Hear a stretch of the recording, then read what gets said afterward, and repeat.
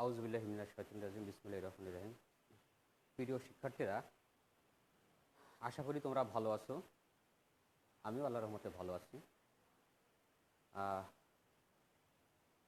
আমি মোহাম্মদ শরীফুল ইসলাম, প্রভাষক, ব্যবসায় সংগঠন ও ব্যবস্থাপনা বিভাগ, বীর মুক্তিযোদ্ধা Abdullah high college online class প্রোগ্রামে তোমাদের স্বাগতম। শিক্ষার্থীরা, আমি এর আগে তোমাদেরকে পড়েছিলাম, অর্থাৎ আজকের পাঠ পরিস্থিতি হচ্ছে ব্যবসায় সংগঠন ও ব্যবস্থাপনার দ্বিতীয় পত্রের দ্বিতীয় অধ্যায়।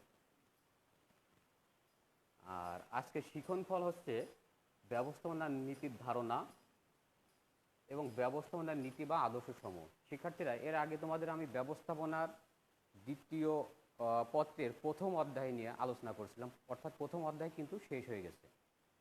তোমরা প্রথম অধ্যায়টা একটু ভালো করে আশা করি মিলিয়ে নিয়েছো।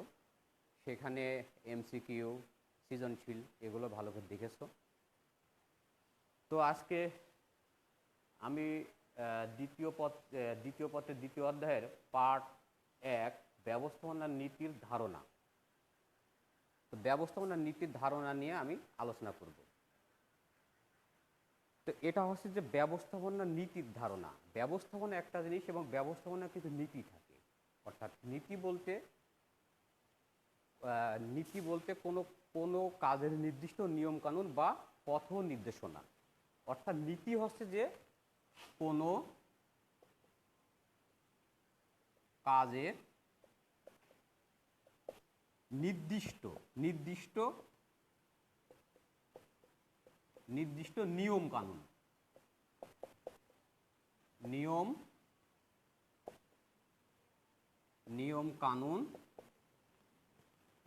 বা পথ নির্দেশনা। অর্থাৎ কোনো কাজের নির্দিষ্ট নিয়ম কানুন বা পথ নির্দেশনাকে নীতি বলা হয়। যেমন একটা পরিবারের নীতি আছে। পরিবারের নীতির মধ্যে কি থাকে, যে আয়ের নীতি আর ব্যয়ের নীতি। কোন কোন খাত থেকে কিভাবে আয় হবে, চাকরি থেকে কি কৃষি কাজ করে কি দিনমজুরি করে, একটা নীতি থাকে। এবং তার ব্যয়েরও কিন্তু একটা নীতি থাকে। একটা শিক্ষা প্রতিষ্ঠানে বলি, একটা শিক্ষা প্রতিষ্ঠানে কিন্তু নীতি থাকে। নীতি কি? শিক্ষা প্রতিষ্ঠানে ছাত্রছাত্রীদের অর্থাৎ শিক্ষার্থীদের ঠিকমতো ক্লাস নেওয়া হবে, তারা যেন ক্লাসে ঠিকমতো উপস্থিত থাকে সেদিকে দেখভাল করা হবে, ঠিক সময় মতো পরীক্ষা নেওয়া হবে এবং তাদেরকে একটা ভালো রেজাল্ট করার একটা চিন্তা ভাবনা বা সেদিকেই আগানো। এটা হচ্ছে যে এটাই নীতি থাকে। একটা ব্যবসা প্রতিষ্ঠানেও এরকম নীতি থাকে। আয়ের নীতি থাকে, ব্যয়ের নীতি থাকে, কীভাবে লাভ করা যায় তার নীতি থাকে।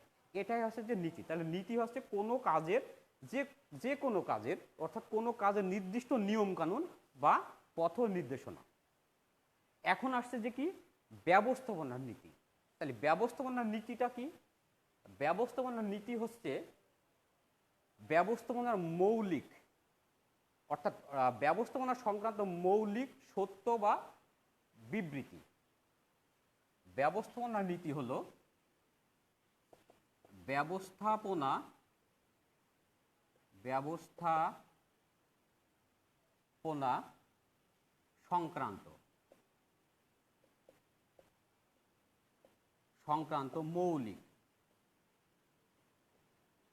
সংক্রান্ত মৌলিক সত্য বা বিবৃতি, যা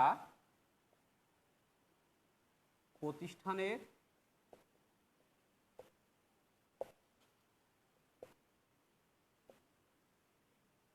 সমস্যা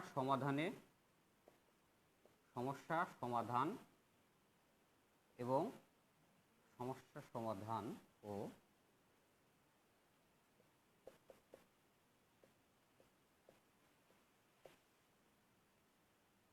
সিদ্ধান্ত গ্রহণে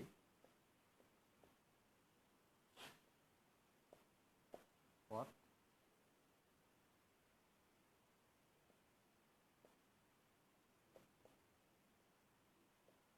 প্রদর্শন করে। অর্থাৎ ব্যবস্থাপনার নীতি হচ্ছে ব্যবস্থাপনা সংক্রান্ত মৌলিক সত্য বা বিবৃতি।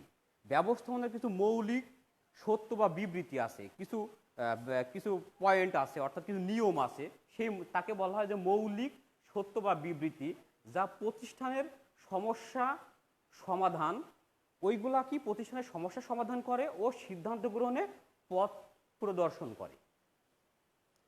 ব্যবস্থাপনার যে মৌলিক নীতিগুলো আছে, এই নীতিগুলো যদি একজন ব্যবস্থাপক ঠিকমতো রপ্ত করেন এবং সেই অনুযায়ী যদি তিনি তার কাজ করে থাকেন, তাহলে তার উদ্দেশ্য সফল হয়। তাই এই ব্যবস্থাপনার এই নীতিকে বলা হয় গাইড।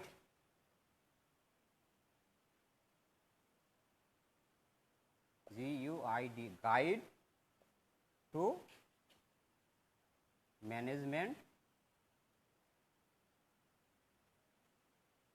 অ্যাকশন, অর্থাৎ ব্যবস্থাপনা কাজের পথ নির্দেশনা, গাইড টু ম্যানেজমেন্ট অ্যাকশন হিসেবে একে আখ্যায়িত করা হয়। যেমন মিস্টার হাসান একটা প্রতিষ্ঠানের মহাব্যবস্থাপক। তিনি চান যে তার অধীনস্থ যে কর্মকর্তা আছে তারা দক্ষ এবং যোগ্য হিসেবে গড়ে তুলুক। তাই তাদের দক্ষতা এবং যোগ্যতা বৃদ্ধির জন্য প্রতিষ্ঠানের ছোটোখাটো যে সিদ্ধান্ত আছে, অর্থাৎ তারা তো বিভিন্ন গ্রুপ, বিভিন্ন বিভাগ এবং উপবিভাগের দায়িত্বে আছে, এবং এই বিভাগ এবং উপবিভাগের দায়িত্বে থাকাকালীন তাদের যে ছোটোখাটো যে সিদ্ধান্তগুলো তাদের উপরে ন্যস্ত করা হয়, অর্থাৎ তাদের এই সিদ্ধান্ত দেওয়ার ক্ষমতা দেওয়া হয়। এই সিদ্ধান্ত দেওয়ার ক্ষমতার ফলে তার কাজের প্রতি তাদের আগ্রহ সৃষ্টি হয় এবং তারা আস্তে আস্তে সিদ্ধান্ত নেওয়ার ক্ষেত্রে বেশ দক্ষ হয়ে ওঠে, যার ফলে মিস্টার হাসানের কিন্তু কাজও একটু কমে যায় এবং অন্য বিষয়ে উনি একটু চিন্তা করতে পারেন। কিন্তু প্রতিষ্ঠানের অর্থাৎ সাফল্য বা ব্যর্থতা, অর্থাৎ গুরুত্বপূর্ণ যে সিদ্ধান্তগুলা, এই সিদ্ধান্তগুলো কিন্তু মিস্টার হাসানই নিয়ে থাকেন। এখানে দেখা যায় যে মিস্টার হাসান সিদ্ধান্ত নেওয়ার ক্ষেত্রে যে নির্দেশনা বা যে নিয়মকানুন অনুসরণ করেন, এই নিয়মকানুনটাই হচ্ছে যে ব্যবস্থাপনা নীতির অন্তর্ভুক্ত। অর্থাৎ আমি একটা প্রতিষ্ঠানের সিদ্ধান্ত নেওয়া হবে, সেই সিদ্ধান্ত নিতে গেলে কি কি নিয়মকানুন আছে, কি কি নীতি, কি কি আইন আছে, কি কি পথ নির্দেশনা আছে, সেইগুলা অনুসরণ করাই হচ্ছে ব্যবস্থাপনার নীতি। তো শিক্ষার্থীরা, তাহলে আমরা শিখলাম যে কি ব্যবস্থাপনার নীতি সম্বন্ধে ধারণা। তাহলে ব্যবস্থাপনার নীতি হচ্ছে ব্যবস্থাপনা সংক্রান্ত মৌলিক সত্য বা বিবৃতি, যা প্রতিষ্ঠানের সমস্যা সমাধান ও সিদ্ধান্ত গ্রহণে পথ প্রদর্শন করে। আমি এবার আসবো পার্ট টুতে। পার্ট টুতে আসে হচ্ছে ব্যবস্থাপনার নীতি বা আদর্শ সমূহ। তো ব্যবস্থাপনার এই নীতি বা আদর্শ সমূহ হচ্ছে যে এইগুলা যদি একটা ব্যবস্থাপক ঠিকমতো আয়ত্ত করে থাকেন এবং এইগুলা যদি কাজে লাগাই থাকেন, তাহলে ব্যবস্থাপকের সাফল্য আসবেই। আধুনিক ব্যবস্থাপনার জনক হেনরি ফেওল 1916 খ্রিস্টাব্দে তার বিখ্যাত গ্রন্থ অ্যাডমিনিস্ট্রেশন ইন্ডাস্ট্রিয়াল এট জেনারেল, এর আগে তোমাদের এই বিষয় নিয়ে আলোচনা করছি, যে অ্যাডমিনিস্ট্রেশন ইন্ডাস্ট্রিয়াল এট জেনারেল নামক গ্রন্থে তিনি ব্যবস্থাপনার 14টি নীতি বা আদর্শের কথা বলেছেন। অ্যাকচুয়ালি এই 14টা নীতি বা আদর্শের কারণে এই আদর্শের কারণে ওনাকে আধুনিক ব্যবস্থাপনার জনক বলা হয়। তো হেনরি ফেওল কর্তৃক প্রদত্ত ব্যবস্থাপনার নীতি বা আদর্শ সমূহ, সেই 14টা নীতি বা আদর্শ সমূহ, প্রথমটায় আসছে কার্য বিভাজনের নীতি, অর্থাৎ কার্য বিভাজন, যাকে ইংলিশে বলে ডিভিশন অফ ওয়ার্ক। একটা প্রতিষ্ঠানের মধ্যে বিভিন্ন বিভাগ এবং উপবিভাগ থাকে।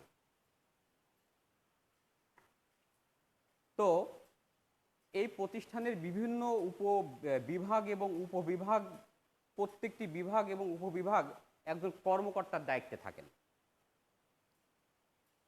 ওই বিভাগ এবং উপবিভাগের সাফল্য ব্যর্থতাও কিন্তু ওই কর্মকর্তার উপরে ন্যস্ত থাকে। যদি বিফল হয় তাহলে তাকে জবাবদিহি করতে হয়, আর যদি সফল হয় তাহলে তাকে বাহবা প্লাস তার হয়তো পদোন্নতি দেওয়া হয়।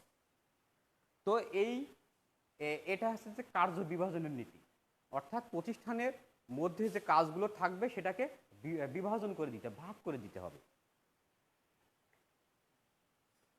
যেমন একটা শিক্ষা প্রতিষ্ঠান, আমাদের কলেজের কথাই বলি, আমাদের কলেজের প্রত্যেকটা ডিপার্টমেন্ট কিন্তু একজন প্রভাষকের উপরে ন্যস্ত আছে।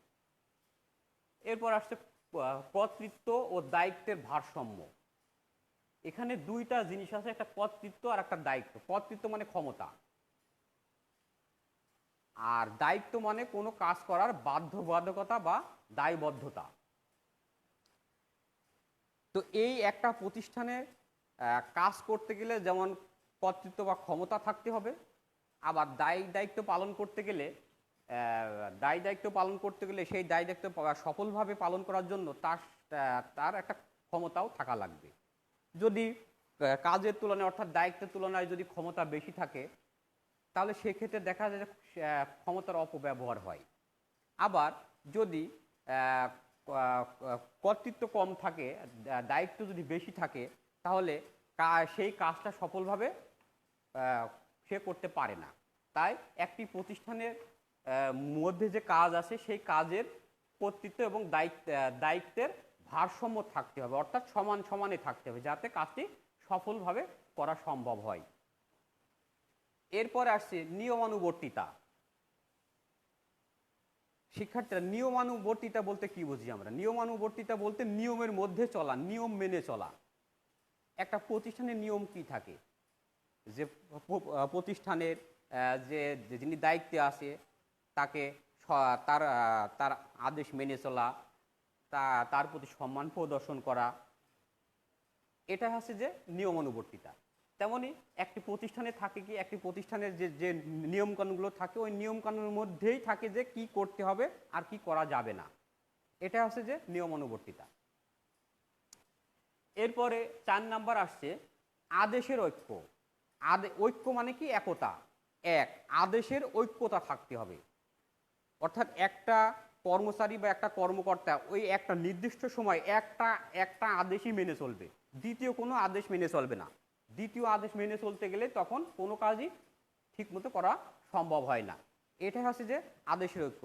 যেমন যেমন একটা প্রতিষ্ঠানের এমডি অর্থাৎ ব্যবস্থাপনা পরিচালক একটা আদেশ দিলেন একটা কর্মচারী, ঠিক একই সময়ে ডিএমডি আর একটা আদেশ দিলেন। এখন ওই কর্মচারী বা ওই কর্মকর্তা কার আদেশটা মানবে? এক্ষেত্রে তখনই দেখা যায় কোনো কাজই ঠিকমতো হয় না। এই জন্য অবশ্যই আদেশের ঐক্যতা থাকতে হবে। এরপর নির্দেশনার ঐক্য। একটা প্রতিষ্ঠানের টপ লেভেল থেকে লো লেভেল পর্যন্ত একটা নির্দেশনা থাকে। যেমন এই নির্দেশনা যেমন থাকে এরকম যে আগামীকাল থেকে অফিস 9টা থেকে 5টা পর্যন্ত চলবে। এটা একজন কর্মচারীর ক্ষেত্রে প্রযোজ্য, একটা এমডির ক্ষেত্রে প্রযোজ্য। এটাই হচ্ছে যে নির্দেশনার ঐক্য, অর্থাৎ প্রতিষ্ঠানের টপ থেকে বটম পর্যন্ত, নিচ পর্যন্ত একই নির্দেশনা মেনে চলবে। এটা হচ্ছে যে নির্দেশনার ঐক্য। যেমন আরেকটা ব্যাপারটা বলি, সেটা হচ্ছে যে যেমন একটা উৎপাদন বিভাগকে বলা হলো যে পণ্যটা ভালো করে তৈরি করতে হবে, অর্থাৎ মানসম্মতভাবে তৈরি করতে হবে। আবার যদি এটাও বলা হয় যে স্বল্প পরিমাণ ব্যয়ে পণ্যটা তৈরি করতে হবে, তো সেক্ষেত্রে নির্দেশনা দুই রকম হয়ে গেল। তাহলে সে যদি স্বল্প পরিমাণ ব্যয়ে যদি পণ্যটা তৈরি করতে যায়, তাহলে পণ্যটা মানসম্মত নাও হতে পারে। তাই এক্ষেত্রে নির্দেশনার ঐক্য থাকতে হবে। এরপর আসছে 6 নম্বরে সাধারণ স্বার্থে ব্যক্তি স্বার্থ বিসর্জন। একটা প্রতিষ্ঠানের সবচেয়ে বড় স্বার্থ হচ্ছে যে প্রতিষ্ঠানের উদ্দেশ্য। এখানে অর্থাৎ এই প্রতিষ্ঠানের উদ্দেশ্যটাকে বলা হয় সাধারণ উদ্দেশ্য বা সাধারণ স্বার্থ। প্রতিষ্ঠানের স্বার্থে আছে সাধারণ স্বার্থ। এই সাধারণ স্বার্থ অর্থাৎ প্রতিষ্ঠানের স্বার্থে ব্যক্তি স্বার্থ বিসর্জন দিতে হবে, তা নাহলে প্রতিষ্ঠানের সফলতা সম্ভব নয়। একটা প্রতিষ্ঠানে অনেক কর্মচারী থাকে, তারা সবাই একরকম নাও হতে পারে বা তাদের বিভিন্ন রকম সমস্যা হতে পারে।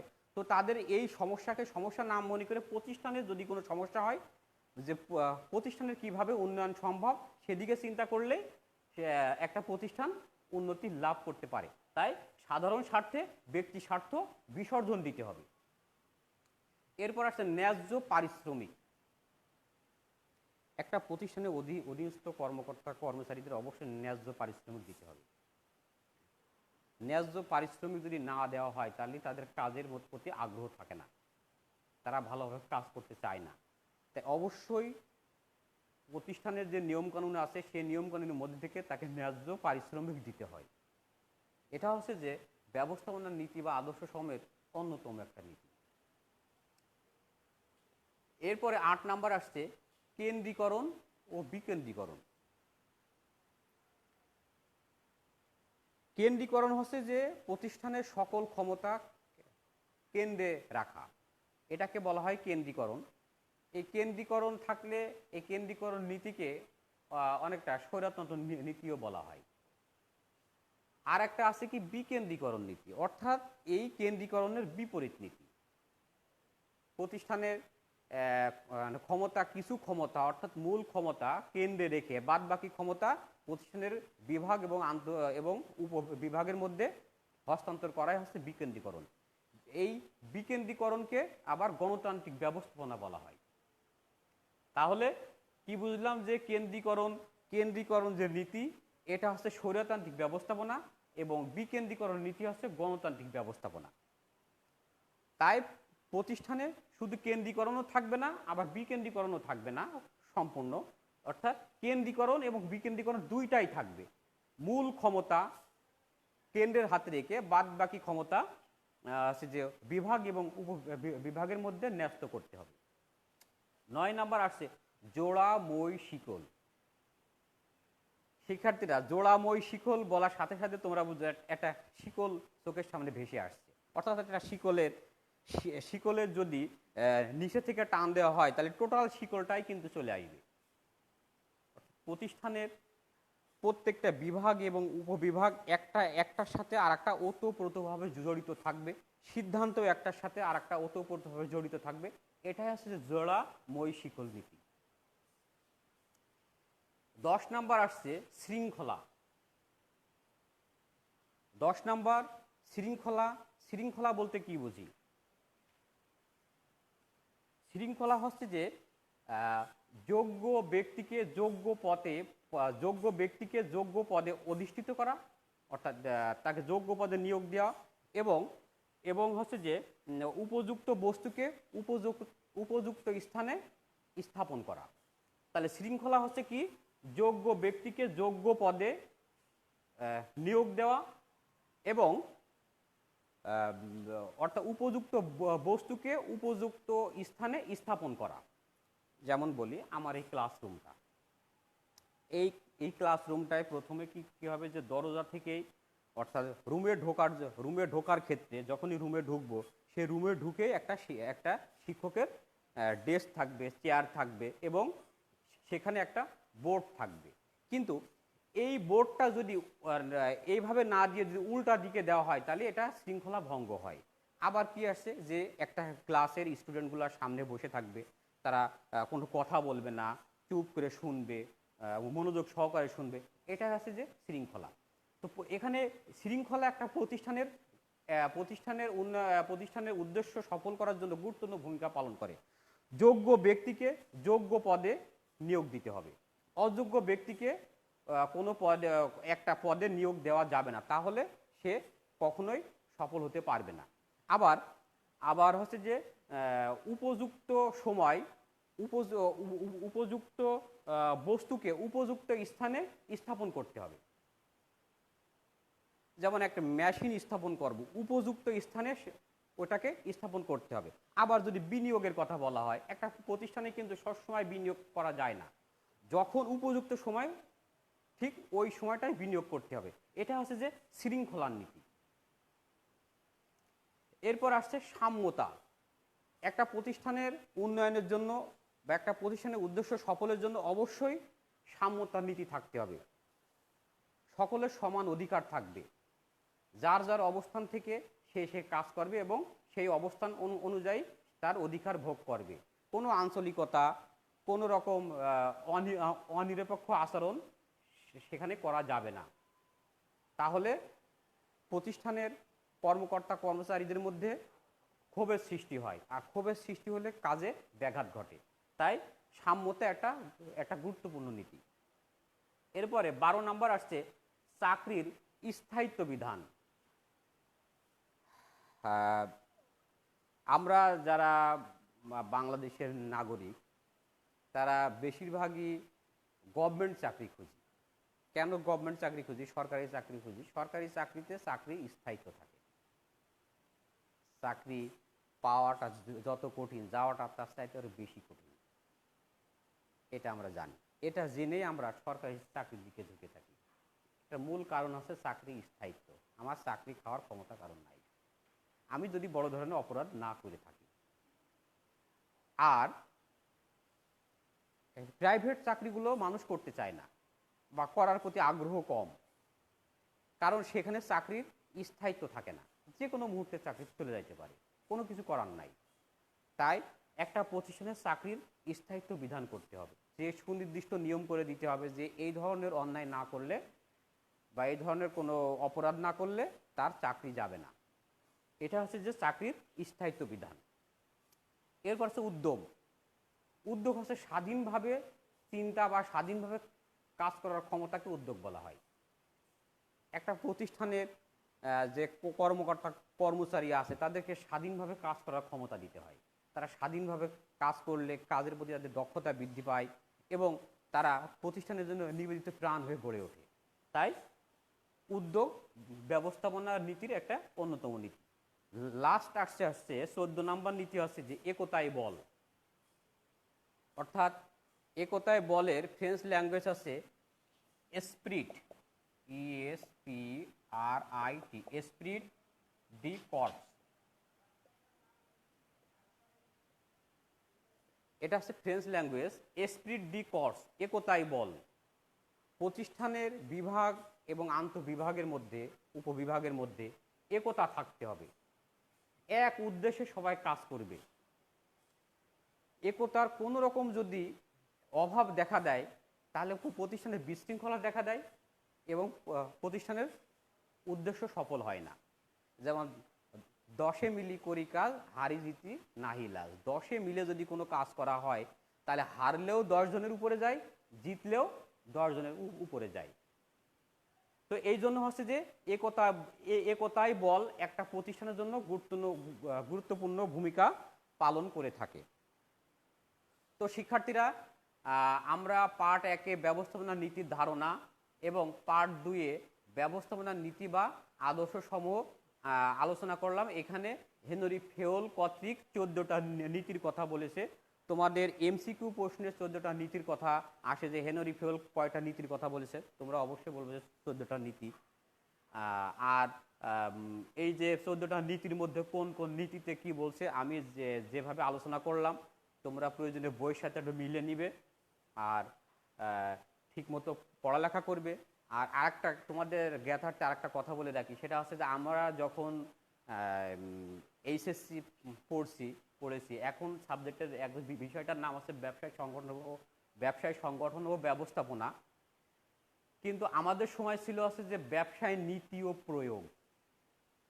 তোমরা এই যে ব্যবসায় নীতি অর্থাৎ প্রিন্সিপিলস অফ, এই যে ব্যবস্থাপনার নীতি অর্থাৎ প্রিন্সিপিলস অফ ম্যানেজমেন্ট, তোমরা অনার্সে যখন পড়বে তখন তোমাদের একটা কোর্স থাকবে যে ব্যবসায় নীতি সম্বন্ধে অর্থাৎ প্রিন্সিপিলস অফ ম্যানেজমেন্ট নিয়ে একটা কোর্স থাকবে।